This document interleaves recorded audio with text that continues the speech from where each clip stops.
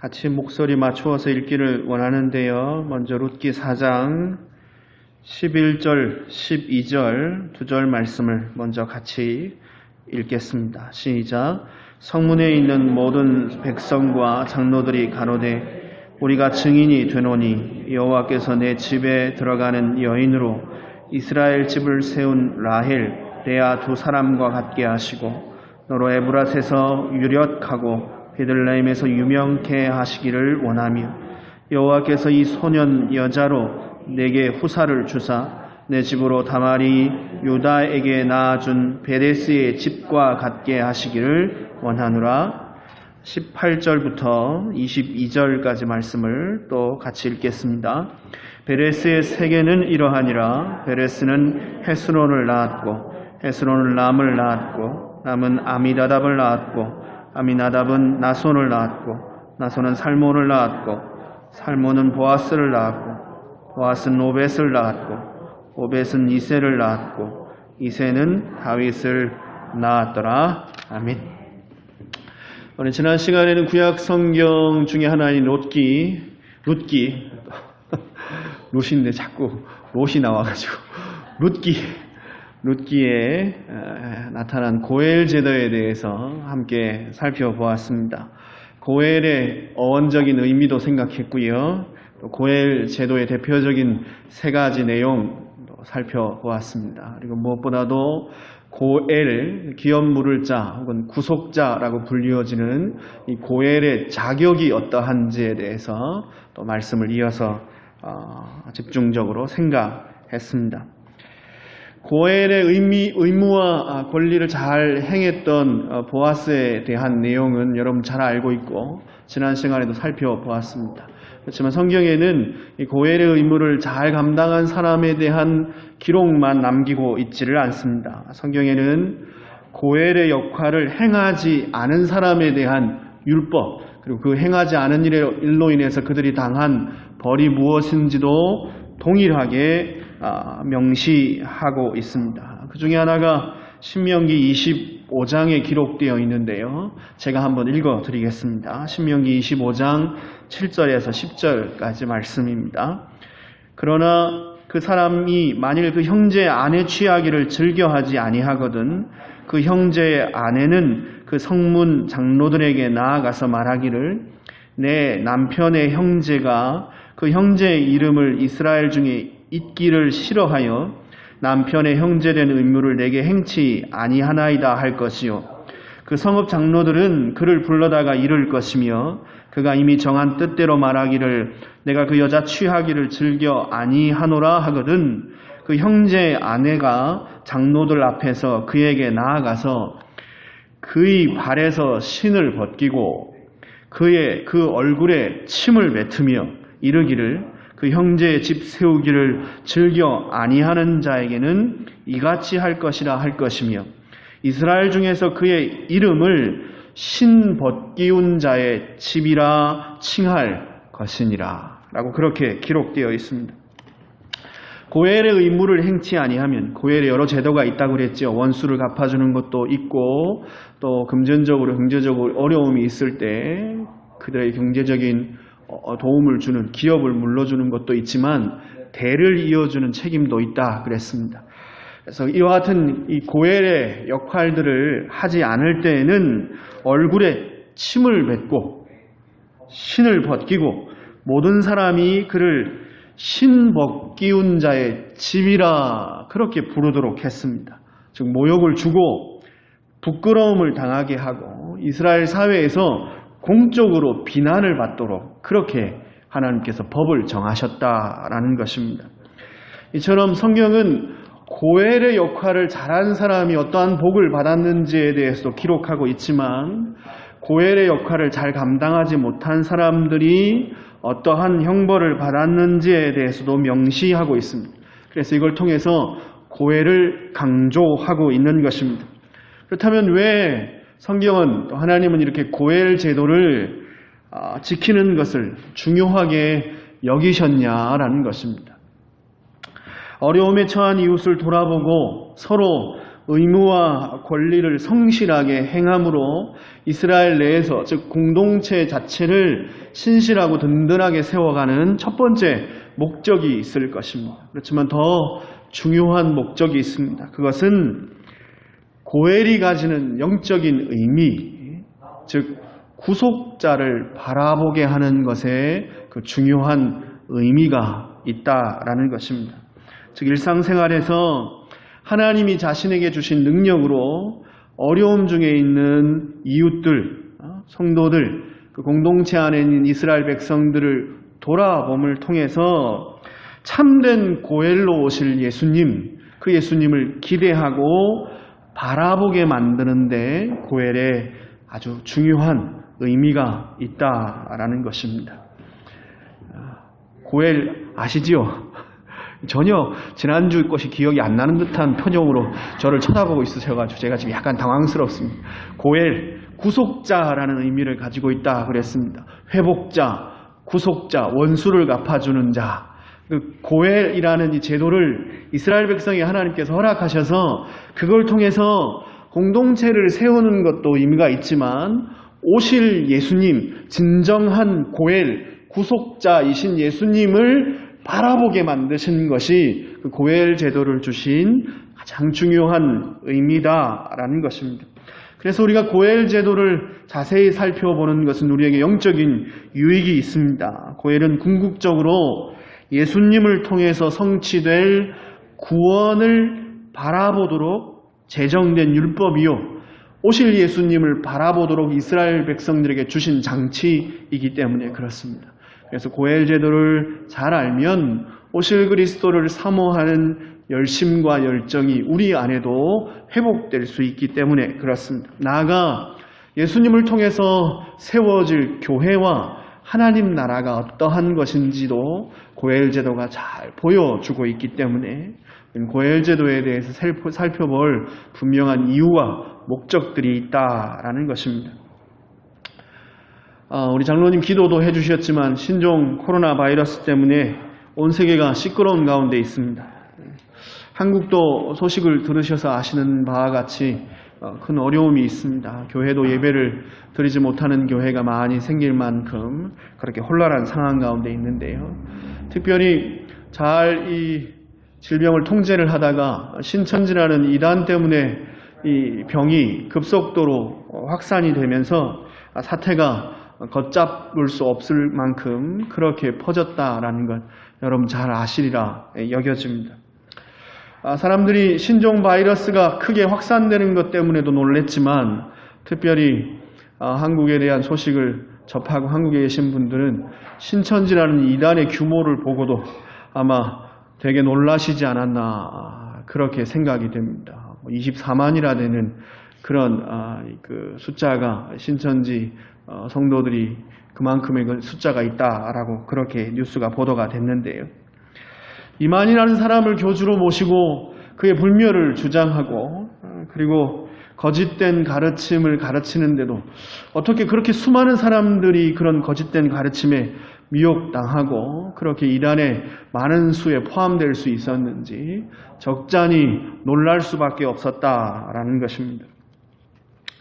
저는 개인적으로 교회의 말씀을 맡아서 가르치는 직분을 맡은 목사로서 하나님 앞에서 성도들에게 바른 복음을 더 잘 가르쳐야 되겠다라는 그런 반성과 새로운 결단들을 하는 기회가 되기도 했습니다. 우리가 지난주에 배웠던 고엘의 자격, 이것만 제대로 익히고 잘 알고 마음에 간직하기만 해도 신천지와 같은 이단에 빠질 가능성은 없다라는 생각들이 들기 때문에 그렇습니다. 오늘도 이어서 고엘의 자격에 대해서 조금 더 깊이 있게 생각하려고 합니다. 그걸 통해서 우리의 구원자는 진정으로 어떠한 자격을 갖춰야 되는지, 왜 예수님만이 우리의 구원자이신지를 다시 한번 확인하고 예수 그리스도를 든든하게 붙드는 그런 은혜가 있기를 주님의 이름으로 축원드립니다. 고엘의 자격에서 고엘은 첫째로 같은 친족이어야 한다라고 말씀드렸습니다. 그죠? 아무나 기업을 물러주는 게 아니라 혈연 관계에 있는 친족만이 고엘이 될 수 있다 말씀드렸습니다. 그래서 예수님이 우리의 참 고엘로서 이 땅에 오시면서 우리와 같은 혈육을 가진, 우리와 친족이 되시기 위해서 우리와 같은 혈육을 가진 사람이 되셨다라고 말씀드렸습니다. 기억나시죠? 예수님이 왜 사람이셔야 했는지 고엘 제도만 봐도 우리는 참 사람으로 오신 예수님의 의미를 알 수 있다라는 것입니다. 수업 시간입니다. 수업 시간에 옆 친구가 막 떠드는데 장난치고, 그런데 선생님이 칠판에다 뭘 적다가 뒤를 돌아보곤 내가 떠든 줄 알고 나한테 막 뭐라 그럽니다. 그러면 억울합니까? 안 억울합니까? 내가 떠든 줄 알고 선생님이 나한테 벌을 줬습니다. 야, 넌 뒤에 나가 서 있어. 그러면 선생님은 죄를 짓지 않은 사람한테 벌을 내렸으니까 그 선생님은 정의롭게 행동한 겁니까? 정의롭지 못하게 행동한 겁니까? 네, 정의롭지 못한 거 너무 깊게 생각하지 말고요. 뭐 그런 거 가지고 선생님을 또 정의롭지 않으니 뭐 이래 왜 그렇게 그런 거 말고 벌을 받아야 될 사람이 아닌 죄가 없는 사람한테 벌을 줬으니까 그 행동 자체는 의롭지 못한 행동입니다. 그죠? 네. 사람이 죄를 지었습니다. 사람이 죄를 지었는데 하나님께서 만약에 다른 피조물에게 대신 형벌을 내리신다면 그것은 의로운 행위입니까? 의롭지 못한 행위입니까? 의롭지 못하죠. 사람이 죄를 지었으니까 사람을 형벌하셔야지. 사람에게 벌을 내리셔야지. 사람이 아닌 다른 피조물을 벌하신다면 그것은 공의롭지 못한 행동입니다. 그래서 우리 대신에 형벌 받으시기 위해서, 우리 대신에 죄를 짊어지시고 하나님의 진노와 저주를 십자가에서 죽음으로 받아내시기 위해서 이 땅에 오신 예수님은 뭐가 되셔야 했습니까? 사람이 되셔야 했습니다. 사람이 죄를 지었기에 사람이 벌을 받아야 되니까 예수님이 이 땅에 참 사람이 되셔서 오셨던 것입니다. 고엘 제도는 예수님이 참 사람으로, 우리의 구속자, 구원자가 참 사람으로 오셔야 함을 우리에게 가르쳐 주고 있는 것입니다. 어떤 사람이 죄를 지었습니다. 재판을 받게 됐습니다. 재판을 받고 벌을 받아야 되는데 그 형이 동생을 위해서 탄원서를 적었습니다. 내가 앞으로 이 친구 잘 가르치고 내 동생 잘 돌볼 테니까 판사님 한 번만 좀 봐주십시오. 그 이후의 모든 일은 제가 책임지겠습니다. 이렇게 탄원서를 적은 겁니다. 그런데 그 탄원서를 적은 그 형이 알고 봤더니 전과 10범입니다.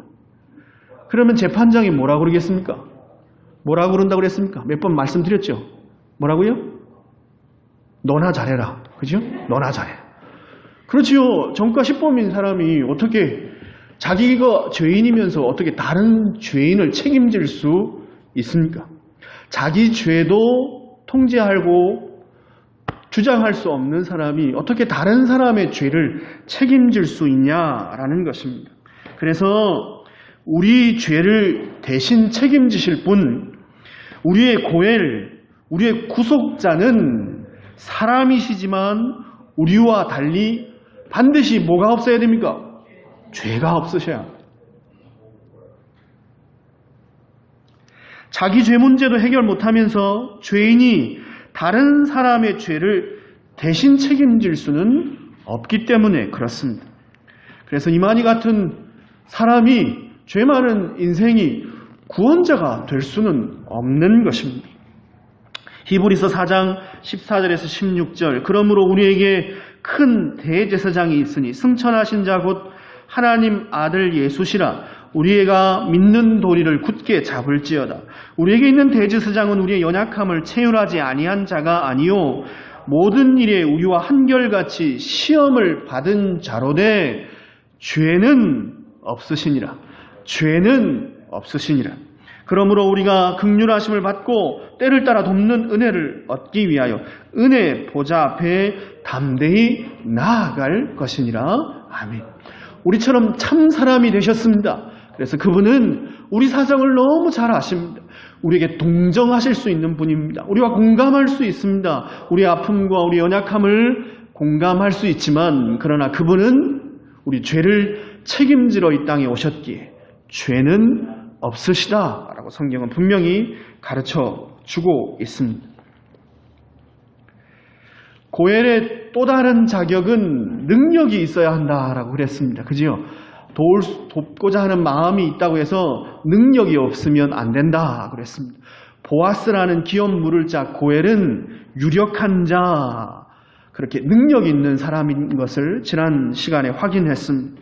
고엘은 능력이 있어야 합니다. 이 기준을 따라 참 고엘이신 예수님은 능력이 무한하신 하나님이시다라는 사실을 살펴보았습니다. 우리의 구원자는 참 사람이시면서 반드시 죄는 없으셔야 합니다. 우리의 구원자로서 반드시 그 자격을 가지셔야 합니다. 그죠? 그러면서 또 우리 구원자는 반드시 뭘 가지셔야 된다고요? 능력이 있으셔야 합니다. 고엘 제도가 그걸 우리에게 보여주고 있는 것입니다. 우리의 고엘 구속자이신 예수님은 그래서 참 사람이면서 동시에 이 땅에 참 하나님으로 오셨다라는 것입니다. 제가 여기 모인 사람들, 여기 모인 성도님들을 대신해서 제가 대신 벌을 받는다고 생각을 해봅시다. 그런 일은 없지만 그렇게 한번 생각해줘 보랍니다. 하나님이 여러분 죄를 많이 깎아주셔서 한 사람당 1년씩 형벌을 받게 하신 거예요. 그래서 제가 여러분 대신에 한 사람당 1년씩 형벌을 받기로 그렇게 한 거예요. 제가 건강하게 한 100살까지만 살면 아마 여기 있는 사람들의 죄는 책임을 질 수 있을 것 같습니다. 그죠? 네. 아니, 너무 깊게 생각하지 말고. 그렇죠? 네? 여기 있는 사람들의 죄를 한 사람의 1년씩 책임지면 제가 100살까지만 살면 책임을 질 수 있을 것 같아요. 그런데 조금 넘어서서 우리 하포드 카운티에 있는 사람들의 죄를 한 사람당 1년씩 제가 책임진다. 혹은 좀 더 넘어서서 메릴랜드에 있는 사람들의 죄를 제가 한 사람당 1년씩 해서 제가 감옥에 갇히는 거로 죄를 책임진다. 1000년을 살아도 10,000년을 살아도 불가능할 것 같습니다. 그렇지요? 영원히 살면서 제가 대신 벌을 받지 않으면 제가 사람들의 죄를 대속하는 것은 불가능합니다. 미래에 태어날 사람들까지 다 생각한다면 참으로 불가능한 일입니다. 그래서 세상 모든 사람들의 죄를 대신해서 벌을 받으러 오신 예수님은 영원하신 하나님이셔야 했던 것입니다. 모든 사람의 죄를 속하시려 영원한 대가를 치르셔야 했기 때문에 그렇습니다. 그래서 우리의 구속주는 반드시 영원한 하나님, 영원한 대가를 치를 수 있는 영원한 하나님이셔야 합니다.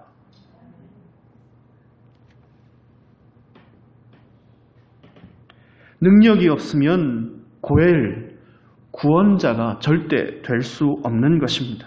히브리서 9장 12절 염소와 송아지의 피로 아니하고 오직 자기 피로 영원한 속죄를 이루사 단번에 성소에 들어가셨느니라. 아멘. 왜 예수님이 우리의 유일한 구원자입니까? 그분만이 능력 있는 하나님으로서, 영원한 하나님으로서 하나님께 영원한 속죄 제사를 드리셨기 때문에 그렇습니다. 우리의 고엘, 우리의 구원자는 우리 대신 죽으실 뿐 아니라 다시 살아나셔서 그분이 획득한 의를 우리에게 전가시켜 줄 수 있는 분이어야 합니다. 우리 죄 대신에 죽으실 뿐만 아니라 획득하신 의를 우리에게 입혀주셔야 할 분이십니다. 그래서 예수님은, 우리의 구원자이신 예수님은 다시 살아나셨습니다. 요한복음 10장 17절에서 18절입니다. 아버지께서 나를 사랑하신 것은 내가 다시 목숨을 얻기 위하여 목숨을 버림이라. 이를 내게서 빼앗을 자가 있는 것이 아니라 내가 스스로 버리노라. 나는 버릴 권세도 있고 다시 얻을 권세도 있으니. 나는 생명을 버릴 권세도 있고 뭐라고요? 다시 얻을 권세도 있으니 이 계명은 내 아버지에게서 받았노라 하시니라. 아멘. 다시 살아나신 예수 그리스도, 그분만이 우리의 유일한 고엘이십니다. 또 영원히 살아서 지금도 우리의 구원을 이루어 가실 수 있는 분이어야 합니다. 그분은 다시 살아나실 뿐만 아니라 영원히 살아서 지금 현재 우리의 구원을 이루어내실 수 있는 분이어야 한다라는 것입니다. 지금 우리가 천국 갈 때까지 우리의 구원을 지금 살아서 책임질 수 있는 분이어야 합니다. 히브리서 7장 24절에서 25절 예수는 영원히 계심으로 누가요?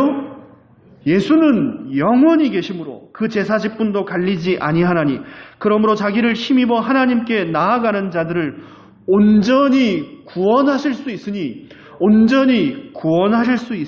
이는 그가 항상 살아서 이는 예수님이 항상 살아서 저희를 위하여 간구하심이니라. 아멘.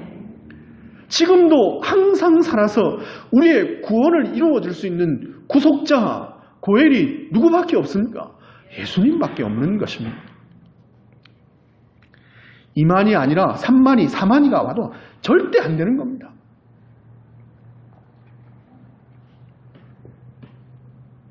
이렇게 참 인간이시고 죄는 없으시며 동시에 참 하나님으로 이 땅에 오신 그리고 우리를 대신해서 죽으시고 지금도 살아계셔서 우리의 구원을 위해서 일하시는 분, 그 구속자, 그분이 누구십니까?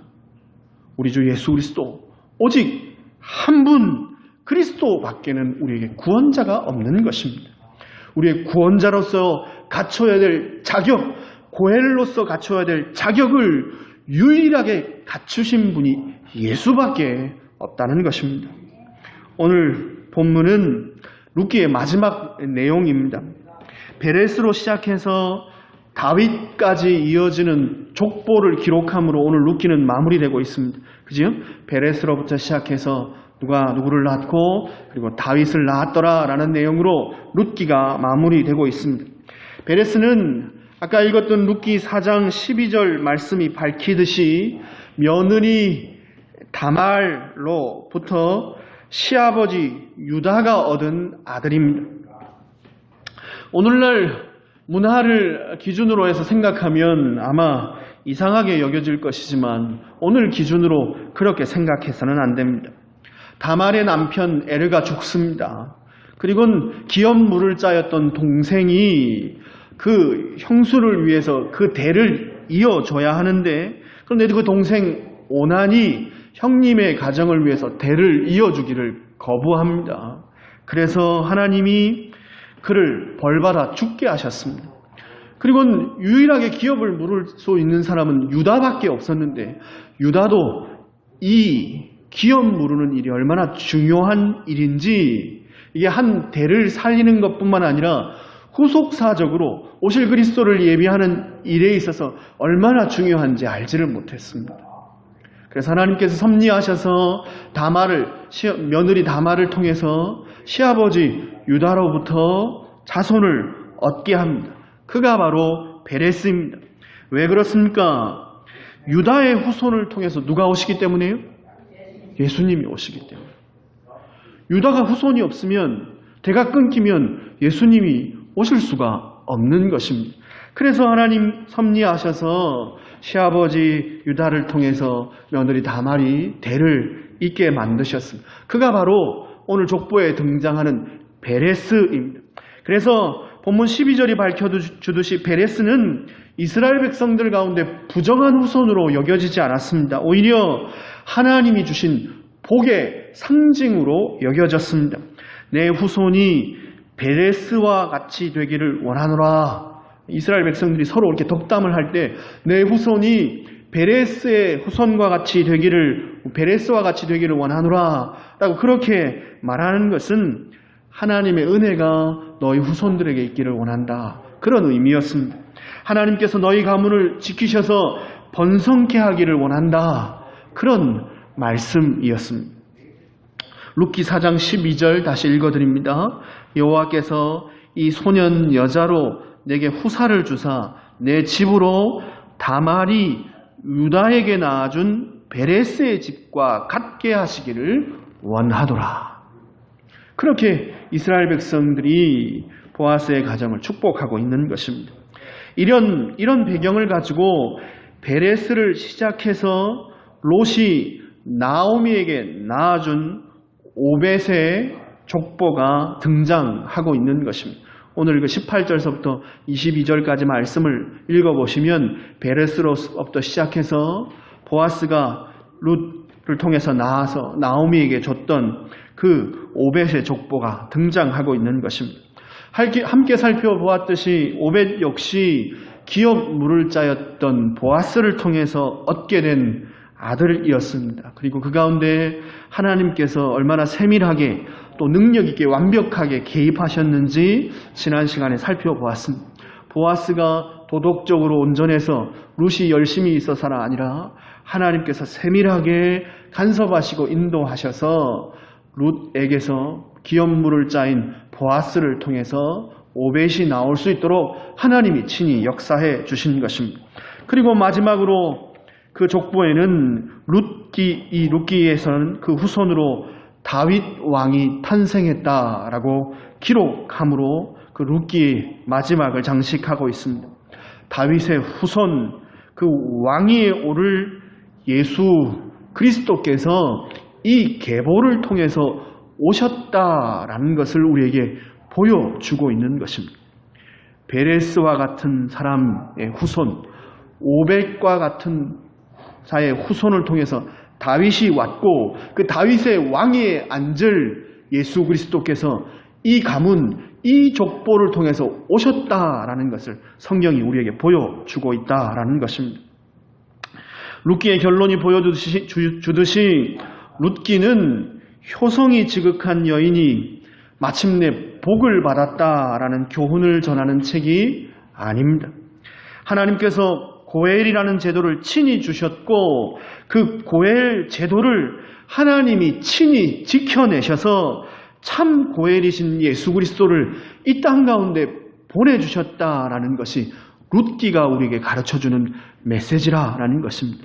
고엘 제도를 하나님이 주셨지만 살펴본 것처럼 베레스도 오벳도 보셔서 아시지만 사람이 열심을 내서 지킨 제도가 아니라는 것입니다. 하나님이 그 제도를 주셨고 그 제도를 친히 지키셔서 대가 끊기지 않게 만드시고 마침내 구속자 참 고엘이신 예수님이 이 땅에 오도록 역사하신 분이 누구시라고요? 그분이 바로 하나님이시라는 것입니다.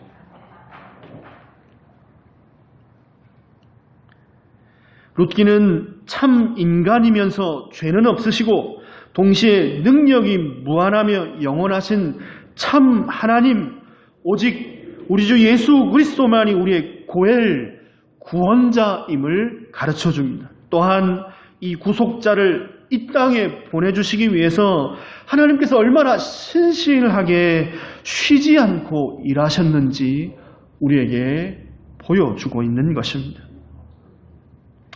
쉬지 않았던 사람은 보아스가 아니었습니다. 나오미가 보아스를 향하여서 그가 이 일을 마치기 전까지는 쉬지 아니라 하리라 했는데 쉬지 않고 일한 사람은 보아스가 아니라 누구였다고요? 하나님이셨습니다. 나오미를 사랑하고 섬겼던 여인은 룻이었지만 정말 나오미를 사랑하셔서 나오미를 위하여 그의 눈물을 씻겨주기 위하여 일하셨던 분은 누구십니까? 하나님이십니다. 나오미를 진짜 사랑하셨던 분은 며느리 룻 이전에 하나님이셨다는 것입니다. 그래서 룻기의 주인공은 룻이 아니라 하나님이십니다. 남편과 자식을 잃은 아픔, 기근과 가난, 홀로 된 자의 슬픔, 사람들의 시선과 부끄러움, 소망 없는 삶, 절망 속에서 이어가야 하는 모진 목숨,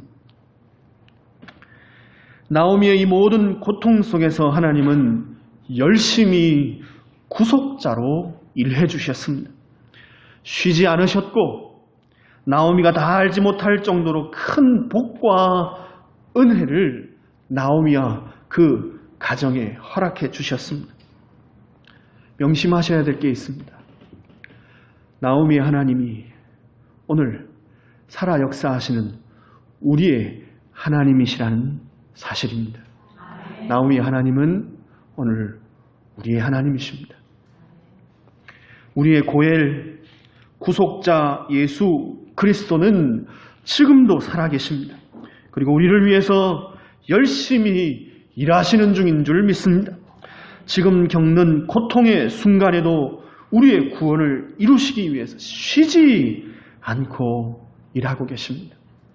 나오미의 삶의 고통 가운데 찾아오셔서 일하셨던 그 하나님, 그 구속자 고엘 예수님께서 오늘도 동일하게 살아계셔서 우리의 고통 가운데 일하고 계신 줄 믿습니다.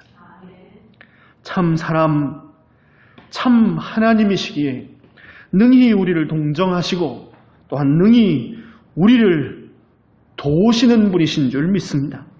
참 고엘이신 예수님만 신뢰하심으로 어떤 고통 중에서도 큰 위로를 받고 남은 생에 살아가시는 저와 여러분 되기를 주님의 이름으로 축원드립니다. 기도하겠습니다.